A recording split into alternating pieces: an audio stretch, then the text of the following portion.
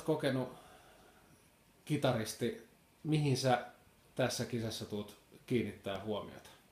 Mikä on tärkeintä?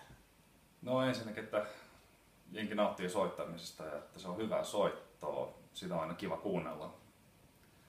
Että toivottavasti ne klipit, mitä jenki lähettää, niin mistä makeita rockisoloja. Itse ainakin toivon kuuluvani semmoista. Se on lähellä sydäntä. Ne, ketkä finaaliin pääsee, niin sitten niin siellä on mahdollisuus näyttää jotain show-juttuja, jos joku haluaa niin panostaa siihen. Niin sitten siinä katsellaan, että miltä se näyttää se meininki ja miltä se kuulostaa edelleen. Mutta niin musiikki edellä, mä oon itse niin paatunut henkeen veren muusikko tai säveltäjä mikäli, niin kyllä se musiikki on se tärkeä. Eli ne äänet, mitä sieltä soittimesta jengi tulee samaan pihalle, niin ne ratkaisee loppupeleissä kuitenkin. Joo. Mistä päästä sä lähtisit tämmöistä videoklippiä rakentaa?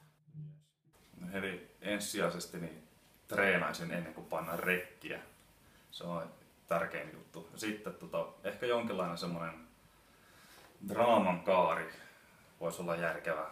Että se saa sen mielenkiinnon silleen kasvamaan, että ensin aloittaa jostain hitaammasta melodisesta jutusta ja sitten kasvattaa sitä koko ajan silleen ehkä nopeampaan ja villiimpään sooloiluun, että kielet vinkuu enemmän ja enemmän loppua, kun vingutuksiin tulee kaiken maailman nopeusennätysliikkeen ja sun muuta. Tai jos ei tule nopeusennätysliikkeen tai muuta, niin kunhan se on semmoinen niin hyvin rakennettu soolo alusta loppuun.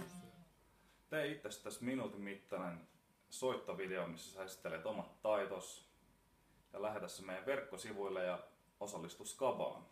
Älä selitä, vaan tiluta.